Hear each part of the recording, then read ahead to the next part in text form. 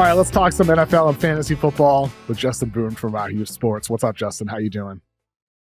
I'm doing great. Like, such an awesome time of year with football going. It's great to be at Yahoo now this season. So many great analysts, including yourself there. And I'm just happy to be a part of the crew, man. And we're only just getting started for me. Like, I can't wait to see where this goes.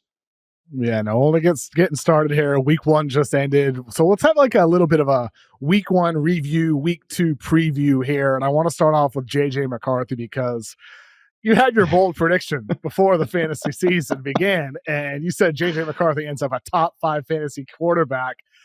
He sure looked like a top 5 fantasy quarterback in the fourth quarter for the Vikings when he was 6 for 8 for passing, 101 total yards, 3 touchdowns.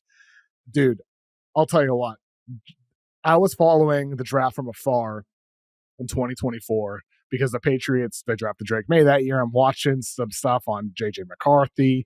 I'm watching the other quarterbacks. I'm like wondering, I wish we had a chance to take Caleb Williams, even though I have my questions. McCarthy, everything you've read about him and heard about him as a leader, it all happened in that game for the Vikings. It's just crazy. He throws that interception and then everything flips. It's so rare for something like this to happen so quickly for a rookie in his first game. It's crazy.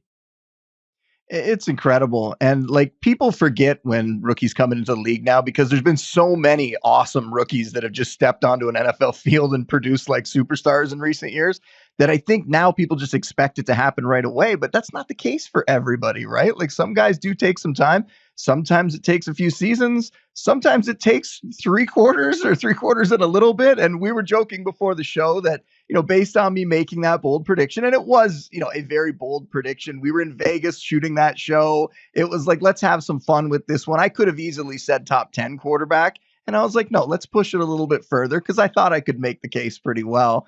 And then watching that game, boy, was I concerned through 3 quarters. I was like, wow, I think my career might be on the line here. Maybe I should start thinking about different jobs because, wow, it did not look good. Like, after that first quarter, it was 5 passing yards.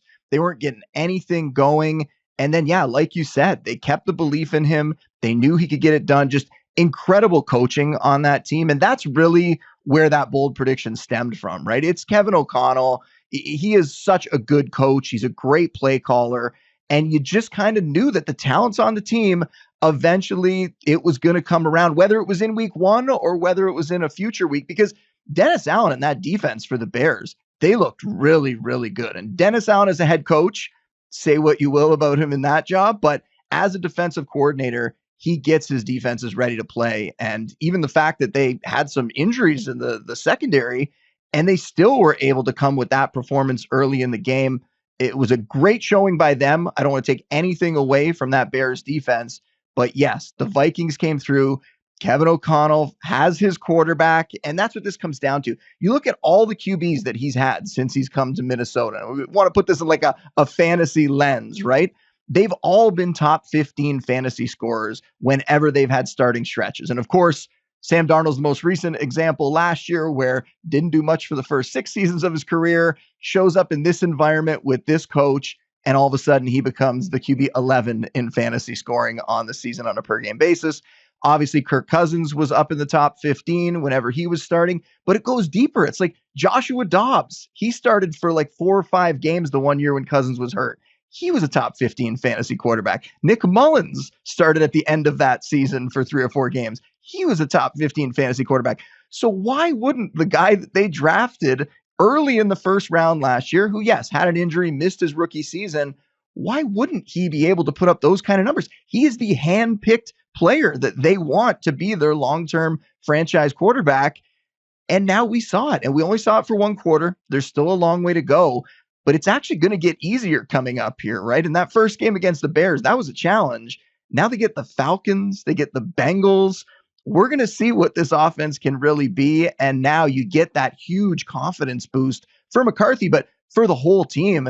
I was very happy to see it for obvious reasons, but yeah, I think he is going to be a fantasy asset right away. And this week for week 2, I've ranked him in my top 12.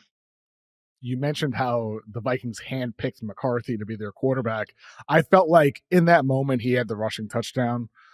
The team chose him. his players, the peers, like the level of excitement and joy it felt like everybody had for him in that moment.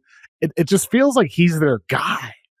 Like Yeah. there's a level of leadership that he has, even as such a young player, that resonates within that locker room. The joy, the pride, the intensity, that mean mug he had on his face walking back to the sideline during the game, the paint on his face. Like it's just like there's something there with him that's different.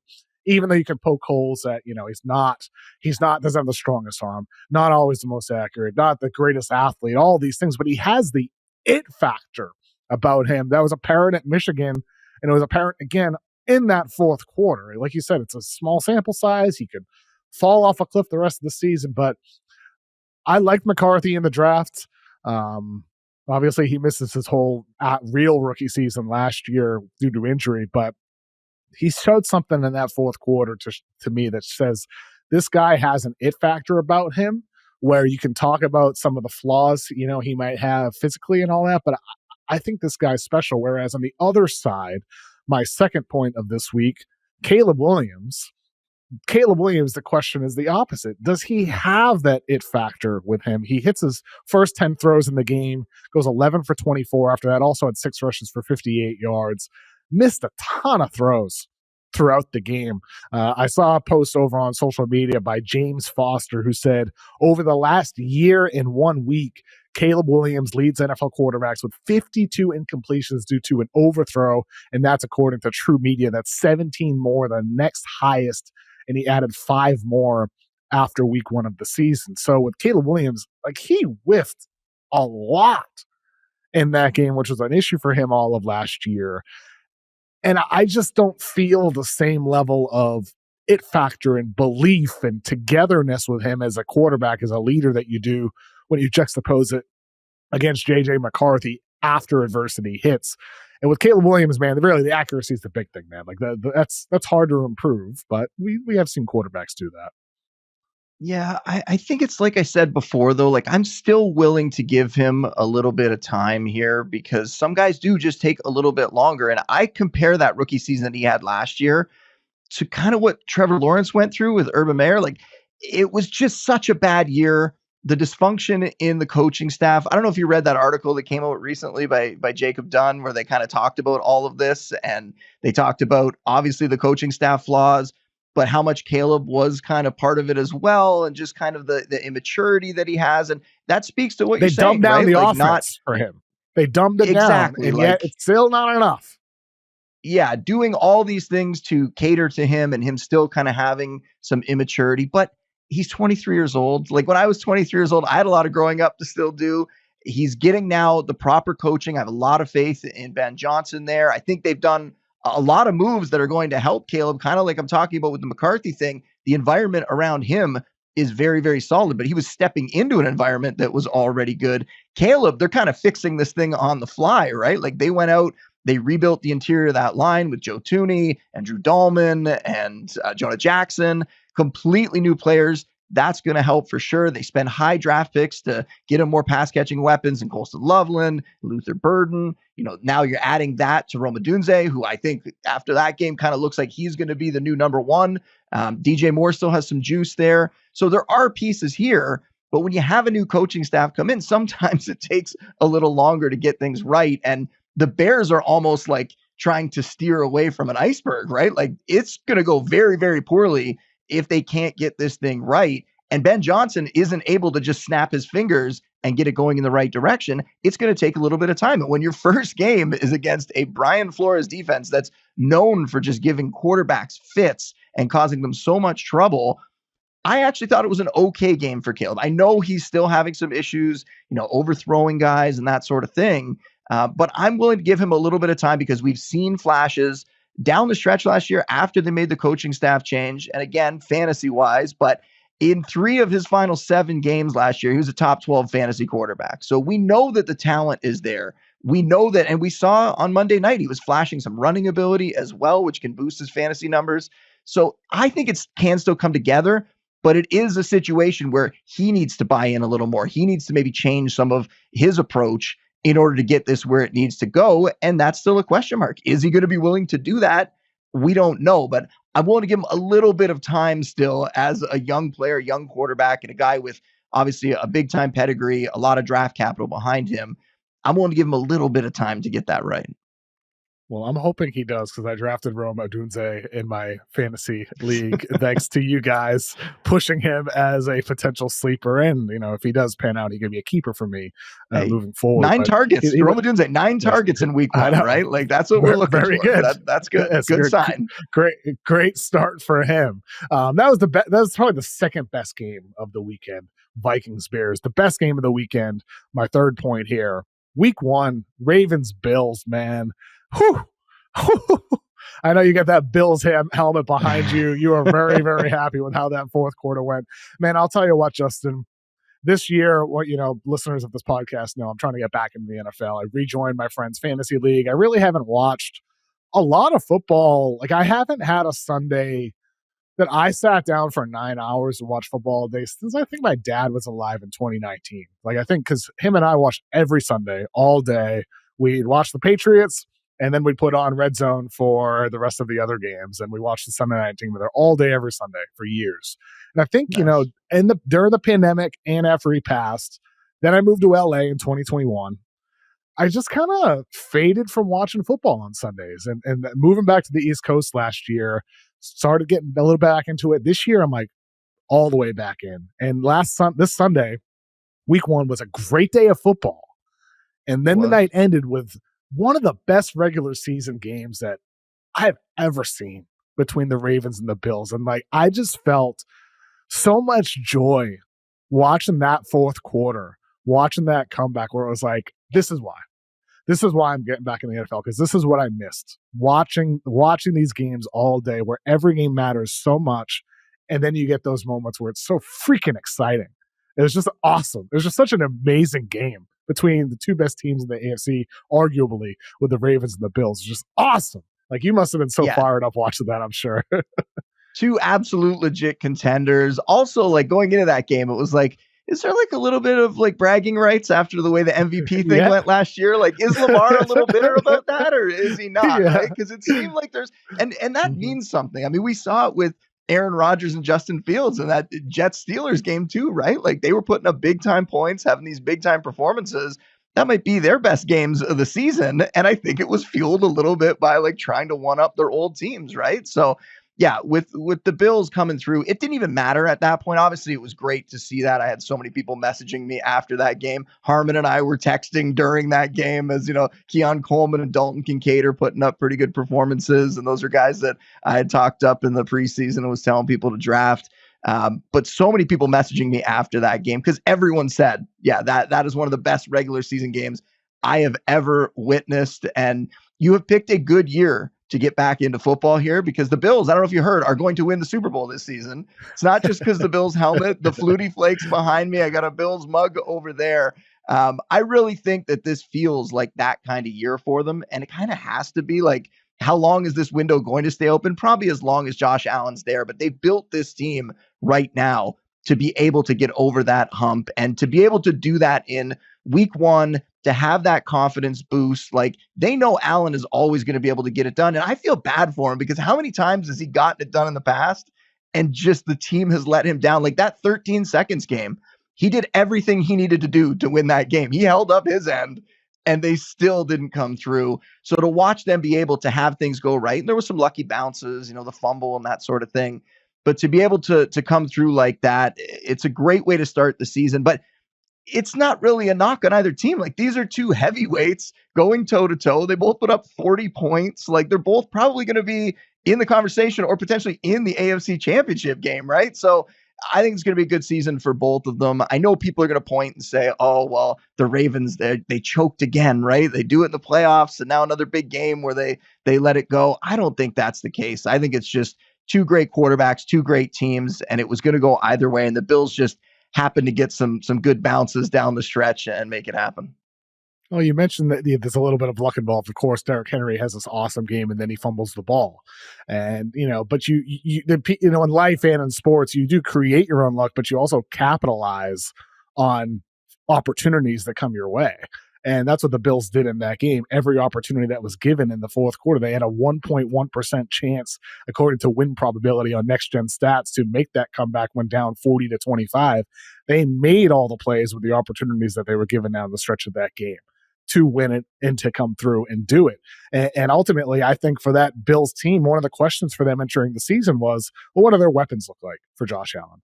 Keon Coleman, a guy that you talked about a lot as a sleeper in fantasy football this year. Big game for him.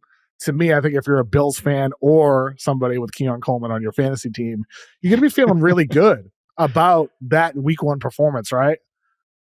Yeah, totally. I mean, last year, if it wasn't for the injury, I think we might have seen something like this happen in the second half of last season. And when he showed up on the Bills last year before the season, before his rookie year, it was pretty evident that he was a player that was going to take a little bit of time, I thought, to win in the pros, right? To figure out the way he was going to be able to beat DBs, because he's not this kind of receiver that's going to create a ton of separation. He needs to win those contested catches. He really takes advantage of when Josh Allen starts scrambling around. Keon Coleman's like great with him in that scenario, right? So that's really good to see as well. And last year, before he got hurt, he had two really big games at 125 yards in week 7, had 70 yards and a touchdown in week 8. And then he ends up with the injury. And when he came back later in the season from the injury, he wasn't really the same player. But night and day is what everyone around the Bills said from last year to this year. Came back as a different player. That was one of the big reasons why I was touting him as a sleeper, because for some reason he was still going in the late rounds of fantasy drafts. And yet we were hearing all this positive buzz. We know that he had the draft capital. The team really needs somebody to step up. Khalil Shakir entering the season with a high ankle sprain. He played the game, but is he 100% right now? Sometimes that kind of injury can, sap some effectiveness from a player, especially a receiver. So he had this opportunity, Keon Coleman did, to come out and put up a big game, and he came through. So it was great to see. It was also really good to see the Bills overcome some adversity, because it has seemed like in the past, when adversities hit, they have fallen apart at times. So this week, having all the injuries that they have in that defensive secondary, being able to still come through. I mean, Zay Flowers did whatever he wanted out there in that game. You mentioned it. Derrick Henry is a terrible matchup for the Bills. They just don't have the size to confront him, to stop him. So anytime these two teams play, Derrick Henry is going to get his, and yet the Bills still found a way to overcome it. So yeah, I couldn't be happier. It was a great way to start the season. It was a, very great week of football. And I was just feeling like super grateful at the end of it. And what a cherry on top to have that happen. And then I guess to have, my other guy now, JJ McCarthy, come through for me at the very end of the full weekend. Well, you're a happy Bills fan. I'm a sad Patriots fan. So let's go to my fourth point here with Drake Maye. I angered a lot of Patriots fans on Sunday when I made a post saying Drake Maye isn't that guy. And look, man, I think with Drake Maye, yes, you give him time. Yes, he's super young. But, first half of the game, he sails a 3rd and 8 throw to Demario Douglas early in the first quarter. Second half's literally the same spot on the field at the 48-yard line. Flies a ball high over Stephon Diggs, horrible throw, interception. And I think, the reaction from Patriots fans, that I got is that a lot of people bring up Josh Allen. They're like, well, look at Josh Allen early in his career. He struggled. Big arm, becomes a star. And I'm thinking to myself, well, A, Josh Allen, I'd say, had more raw talent than Drake Maye does. And B, Josh Allen is an outlier level developmental case. That just does not happen a lot. What happened with Josh Allen, what happened with Lamar Jackson, this is outlier level stuff that does not happen with these raw players in sports. And it makes me think about in the NBA a lot of the time where you get fans that are like, well, Kawhi Leonard developed the jumper.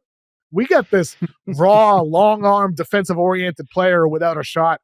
Kawhi Leonard figured it out and he became a star. But Kawhi Leonard is an outlier. That just does not happen that often. And I think with Drake Maye, man, he could end up a solid quarterback. He shows the flashes. He's got the arm.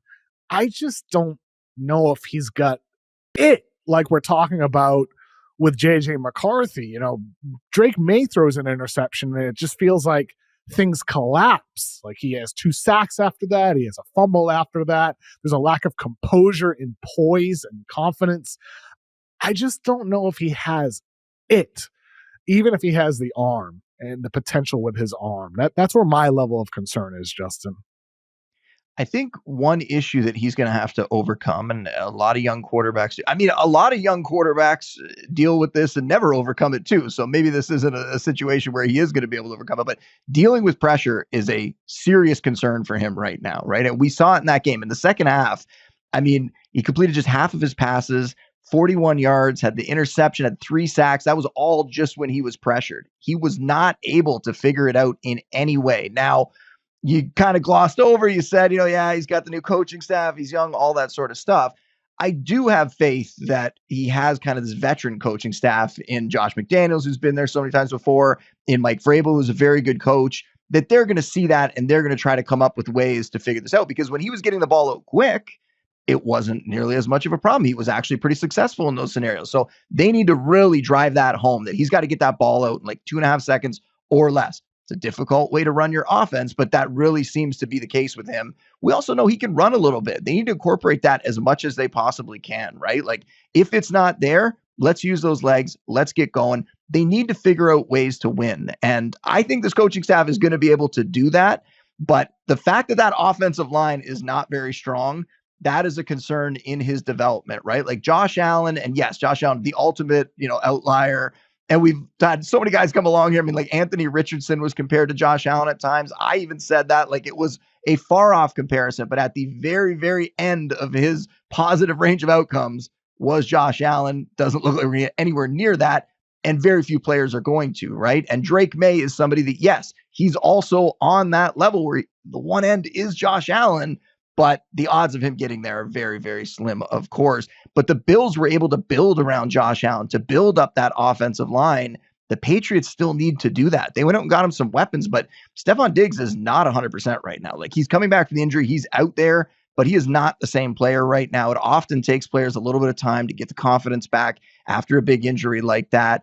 So who does he really have that he can trust? Like Hunter Henry at tight end, right? Demario Douglas, Booty. like who Yeah, are Booty.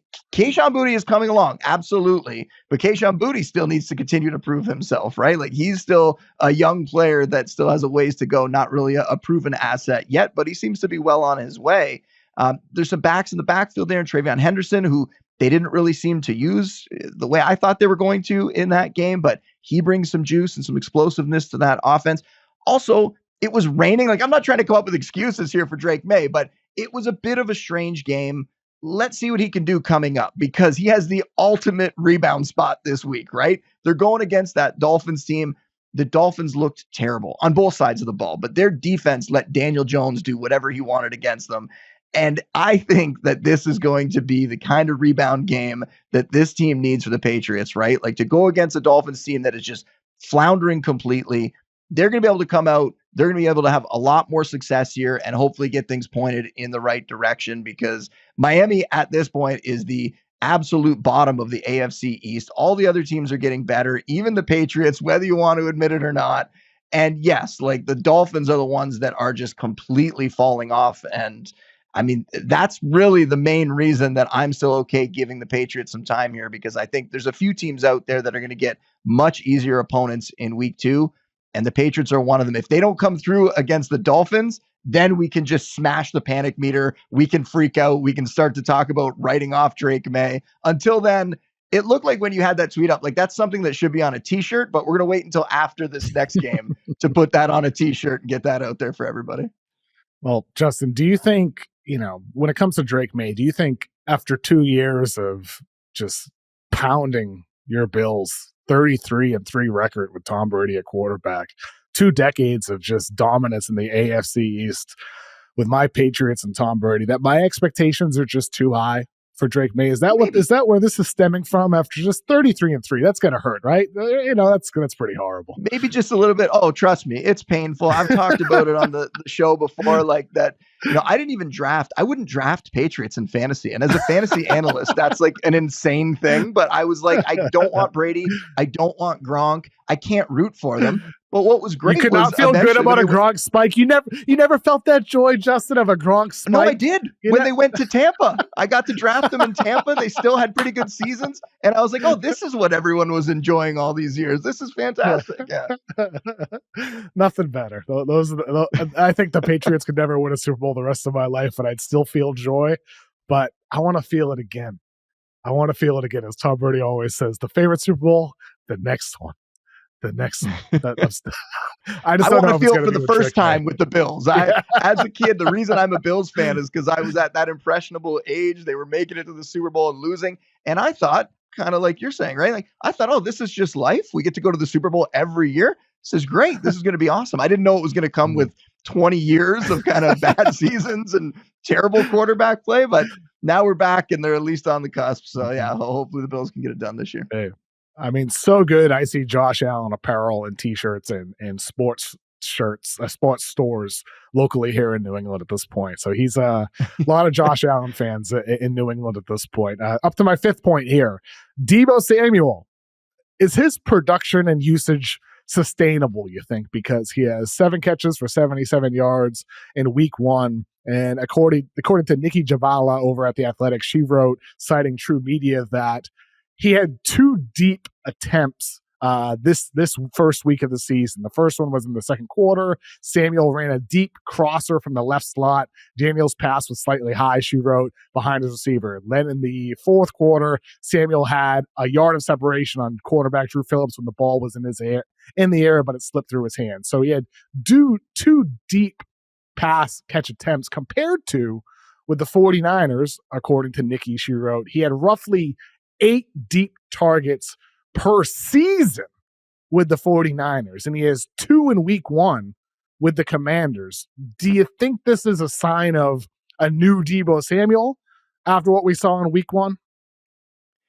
I don't think it's a new Deebo Samuel. I think he was taking advantage a little bit of the fact that Terry McLaurin had the holdout and Terry McLaurin maybe easing his way back in here, not totally, completely up to speed in football shape, whatever you want to call it in week 1. Often when these guys have the holdouts, the hold-ins, when they have the contract disputes, early in the season, the numbers just aren't the same, right? We saw it with Brandon Ayuk after his a year or two ago. I think we're seeing it right now with McLaurin. So that's certainly helping Deebo. But you have to like the way that they used him, right? Like Cliff Kingsbury did come up with some really creative ways. They were getting him in motion a ton, right? Even on that 19-yard touchdown run where he was in motion, kind of loops back around. It was a very cool play. So you like to see that. And I will take an L on this one because last year, from what we saw with Deebo, I was in the camp that I thought, you know what, it's kind of over. I think we're getting closer to washed with Deebo. And yet it seems now like that was the pneumonia, that was the injuries.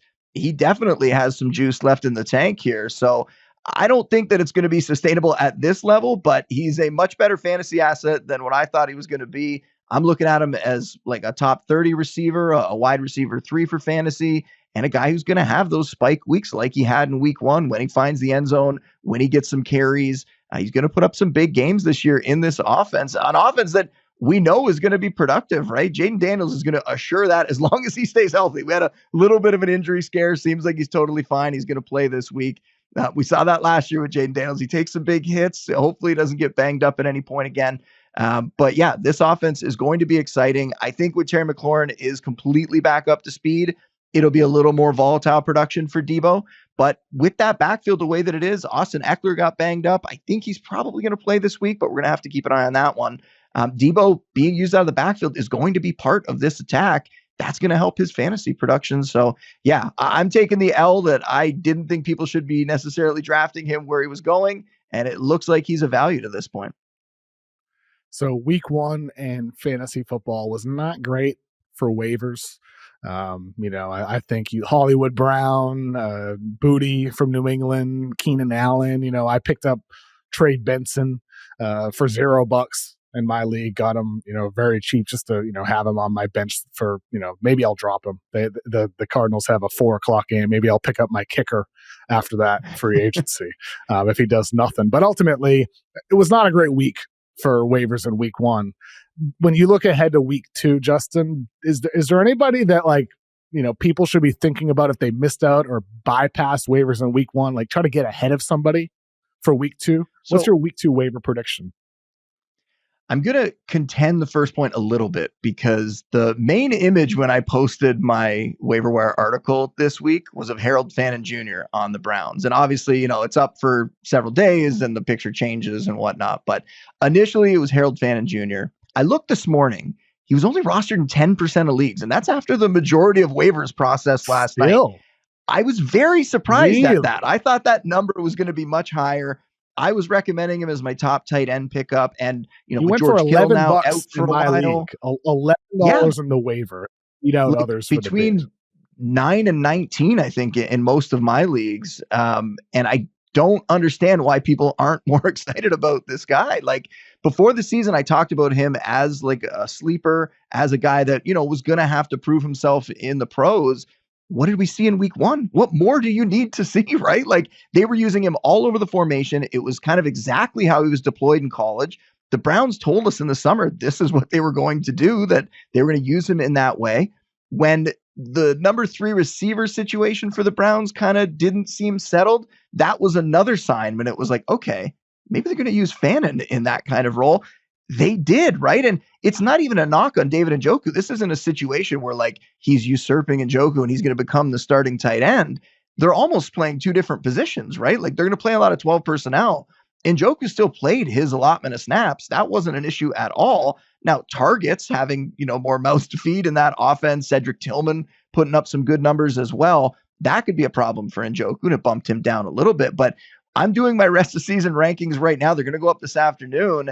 And I have Fannin 1 spot ahead of Njoku. I think this guy is going to be a top 12 fantasy tight end the rest of the way. The production was there, a ton of targets, 63 yards in that game, 7 catches, had a carry as well. And you go back to what he did in college, like one of the most productive college tight ends ever, like over 100 catches, over 1,500 yards, showed an ability to break tackles, like everything you'd want to see. And I will be honest, and I'm not saying this to pat myself on the back, but when I first did my prospect analysis this year, I wanted to put Fannin as my number 1 tight end, but I knew that we were going to see Colston Loveland and Tyler Warren get the first round draft capital. I didn't think Fannin would, and the draft capital means a lot. So I bumped him down to my tight end 3 in that group.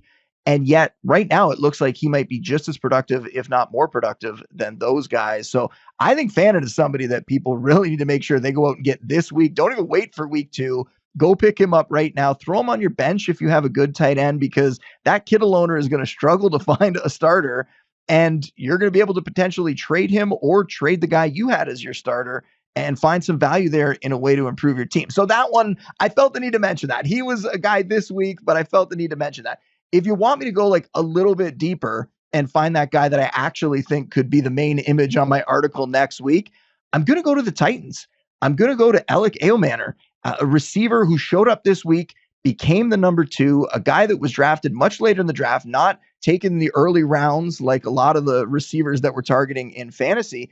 But he comes out this week, right, and only has 2 catches for 13 yards. So I think that's why he's completely flying under the radar. But when you look closer, he earned 7 targets, and that was in a very tough matchup against the Broncos. We can overlook, I think, some of the efficiency numbers because that matchup was so difficult. Also, he should have had another 23 yards. There was a catch that they didn't challenge, and they should have challenged, and the coach admitted that after the fact. So I guess it should have been like how does a coach not know that, Justin? How does a coach not know that rule? It is like the most basic very embarrassing to know. Another part of the body means you're in bounds. His elbow hits. He's like, oh, we didn't realize an elbow equals 2 feet. What? Yeah. And I just can't believe it. How, Justin?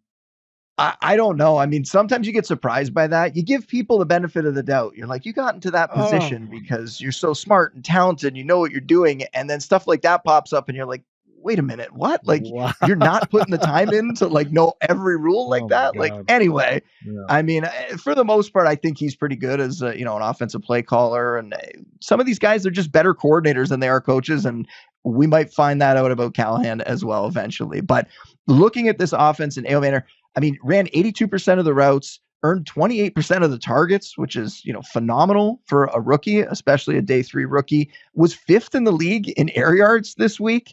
There's a lot of signs here that he is going to continue to emerge as the number 2 receiver in this passing game. And Cam Ward had his struggles in week 1, but I think he is going to be the answer for them at quarterback. So I'm actually quite excited about him as a guy that I'm going to recommend everybody stashes this week. And I think he could come out and have a pretty good game and maybe show people that he deserved to be one of the top pickups this week, and he might end up being the top pickup in week 2. I was watching that game closely because I wanted to see Calvin Ridley's usage. Of course, he had the big drop that went viral on social media. Drops are going to be part of it with Calvin Ridley. I have him on my team. I'm hoping he gets every single target, but it does seem he's like not going to have to face Pat Surtain every week. So that's the good news for Calvin Ridley. It's going to get a lot easier on the season too. And I should say this, I mean, on the season, the Titans receivers have the 5th easiest schedule for fantasy strength of schedule. I do like the strength of schedule matrix every year.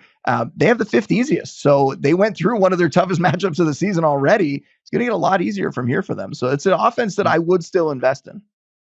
Get that one out of the way in week 1. So for the 6 points NFL segment each week, we're going to either kick an extra point for 7 or go for 2 with 8 points. We're going to do the 2-point conversion this week because there's a theme. There's a theme in Ravens Bills. So let's go for 2 here with 2 more points, Justin. With number 7, you mentioned Callahan as, making some shaky decisions in Tennessee. But do you think Mike McDaniel in Miami is on the hottest hot seat of all the head coaches right now? Yeah, I mean, I think he's definitely going to be the first coach fired. I don't see any way around it. And this is a weird one. Like I made that iceberg analogy earlier. We were talking about the Bears. For the Dolphins, it's like they were on the shore and they saw the iceberg and they still got in the boat and just went right for it. Like, why were they not changing anything? Why were they not doing something different? The vibes were off all off season. You have Tyreek Hill, who's causing problems for them when they didn't need to. He's going in press conferences in the summer, questioning the coaching staff, questioning what they're doing in practice. Just bizarre behavior from him, on top of the fact that I just don't think they have the talent. Like, the offensive line is a serious problem. And then they go out in week 1, have the terrible showing that we mentioned earlier. And then on top of that, end up with injuries on the offensive line. A bad offensive line is going to get worse because Austin Jackson has a toe injury. Not sure if he's going to be able to play this week. James Daniels, he's going to be out for a while with a pec injury. So it's going to get even worse potentially. And that's a bad offensive line in front of a quarterback that has the durability concerns, a bad defense. I mean, the skill position guys like Tyreek and Achane, they were injured coming into the season, right? They played in week 1. Are they 100%? Like, what is going on in Miami? No one is coming through the door to save them at this point. So I don't see how this gets any better. I think McDaniel is, in store to be an offensive coordinator somewhere next season, and probably a pretty good offensive coordinator somewhere. But in terms of a head coach, I think he really, missed the mark and lost his opportunity here. And it's unfortunate because there's a lot of skill position talent for fantasy in that offense. And now you're looking at it going like, is Tyreek Hill going to get traded somewhere else? Is that going to potentially open something up for Jalen Waddle, who had a pretty bad opening game? Devon Achane is kind of always going to get his as long as he stays healthy. But if Tua gets hurt, we saw last year the splits for him. He is one of the top running backs in the league when Tua's out there, and he is unstartable in fantasy when Tua wasn't. So he better hope that Tua stays healthy. It's a rough situation in Miami for sure.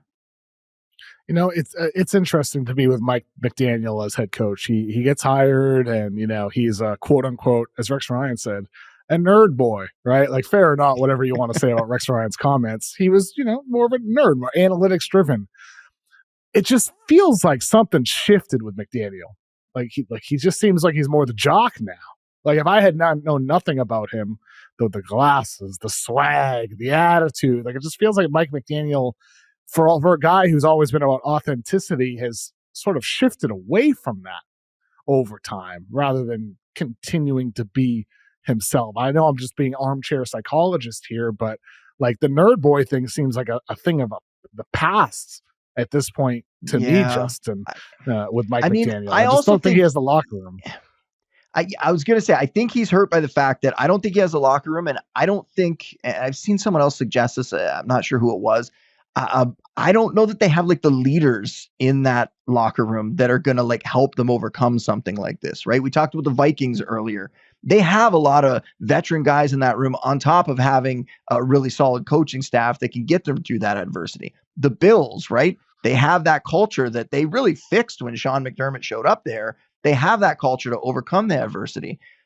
Who's going to do that for the Dolphins? Like, who's the guy that's stepping up? Everyone want to talk about Tyreek Hill used to be a captain and now he's not a captain this year. And who is the person that has that big, it's not Tyreek powerful Hill. personality? It is not Tyreek Hill. Tyreek Hill, we joked in the fantasy forecast, Tyreek Hill is closer to like Antonio Browning and like shirt off, running off the field than he is to like anything else at this point, right? So it's a terrible situation. And from the fantasy perspective, I wish we could get it sorted out because I want to be able to play some of these guys.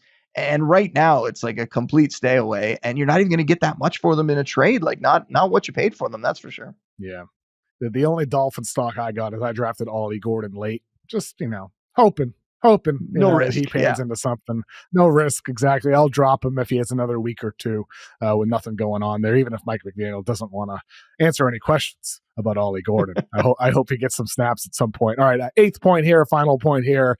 The game I'm most excited for in week 2, Chiefs-Eagles on Sunday. Our very own Frank Schwab over at Yahoo Sports and his NFL Power Rankings, and he wrote, Week 2 is never a must-win in the NFL, but Eagles at Chiefs feels pretty big for Kansas City. There's the Super Bowl revenge angle, mostly starting 0-2 with some tough games coming up and some injury concerns wouldn't be ideal. There will be some urgency for the Chiefs in September, which is rare. Justin, it is, not often you get a must-win in week 2, but I think this feels fair to say with the Chiefs this week. If you fall to 0-2 in a division that otherwise is full of 1-0s and maybe more 2-0s, this does feel like a must-win for the Chiefs, especially with their injuries right now. It does. And the Chiefs, like as a Bills fan, the Chiefs are like the new Patriots for me. Like I have the PTSD where it's just like I feel like Mahomes is always going to come through and figure it out somehow. But the degree of difficulty for him right now, it is very high, right? Like they were already without Rashee Rice because of suspension. Xavier Worthy goes out early in that last game. He manages to have the magic and just still put up like a decent game stats wise. I know they didn't win, but still he acquitted himself pretty well in that game. But when you look at like what does he have to work with? Travis Kelce got very lucky last week. He had that longer touchdown. If it wasn't for that, Travis Kelce in a game where those other guys weren't there only managed 2 catches. Like what is happening here? And now we're going to see Mahomes go out there this week and throw to, Hollywood Brown turning into like a weird volume receiver. That is not his game. So that's kind of an odd placement for him. He has Juju Smith-Schuster, who is not the same player he was early in his career, right? The injuries have sapped his effectiveness. Tyquan Thornton, like the ultimate reclamation project, speaking of the Patriots, like who is Mahomes going to be able to rely on in this game in order to beat a team like the Eagles, who have a very good defense? Jalen Carter, such a strange situation last week where he ends up getting thrown out of that game with everything that happened and the spitting situation. And then they're counting that as like a 1-game suspension. So he's going to be back this week now. Like it is very, very odd.